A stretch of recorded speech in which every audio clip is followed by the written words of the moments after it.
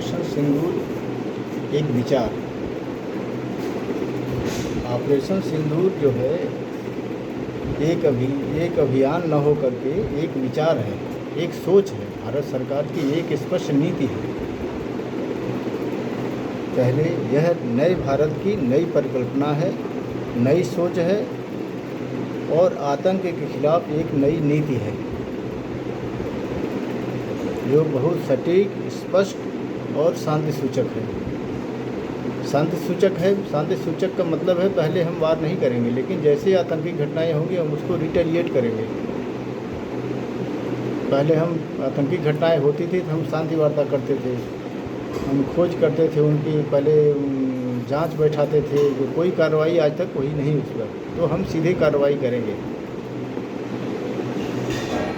हम शांति से बैठे रहेंगे, लेकिन हमारे पर जो आतंकी कार्रवाई होगी उस पर हम तुरंत जवाब देंगे। कूटनीतिक कार्रवाई भी करेंगे, सैनिक कार्रवाई भी करेंगे, उचित कार्रवाई करेंगे। जो भी समझ में आएगा हम उचित कार्रवाई तुरंत करेंगे। इसमें स्पष्ट कहा गया है कि जिसमें अब आतंकी कार्रवाई युद्ध माना जाएगा। कोई भी आतंकी कार्रवाई एक युद्ध माना जाएगा। खून पानी साथ साथ नहीं बहेगा। आतंकी तथा आतंकी के आकाओं को, आतंक को सह देने वाले आकाओं को एक ही दृष्टि से देखा जाएगा। आतंकी कार्रवाई करने वाले आतंकियों से और आतंक को सह देने वाले, आतंक को प्रोत्साहन देने वाले आकाओं को एक ही दृष्टि से देखा जाएगा। सिंधु नदी जल समझौता रद्द रहेगा, स्थगित रहेगा। सिंधु नदी जल समझौता स्थगित रहेगा।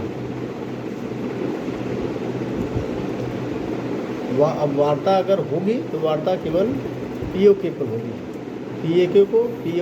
पीओके को वापस भारत को देने पर होगी और आतंकियों को हमारे सुपुर्दगी, भारत को सुपुर्दगी पर होगी।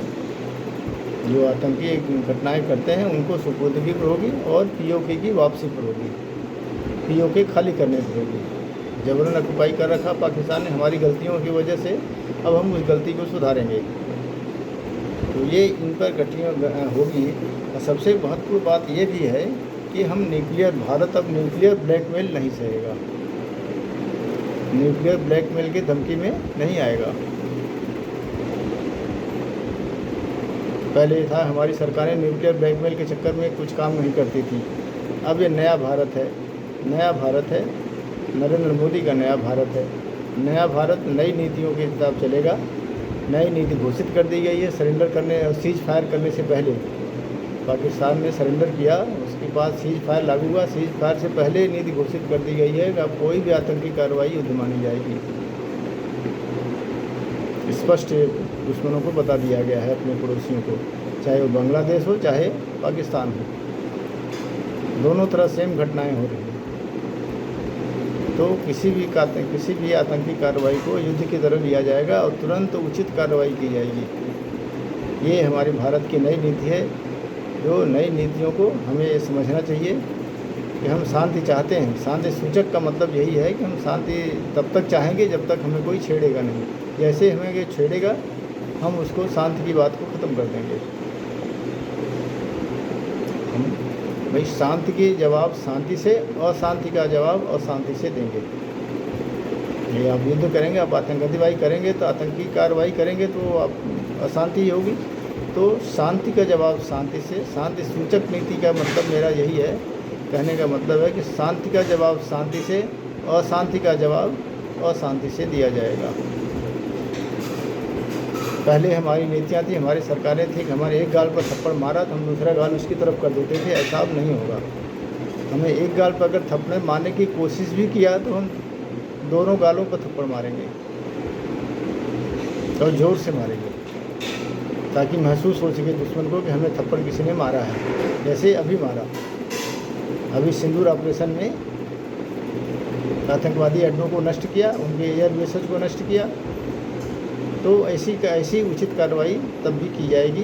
उनको गोली का बदला गोला से दिया जाएगा। उनके दुश्मन की गोली का जवाब हमारी सेनाएं, हमारी सिक्योरिटी फोर्सेज, हमारी सुरक्षा एजेंसियां गोला से देंगी। तो इस वीडियो में दोस्तों इतना ही।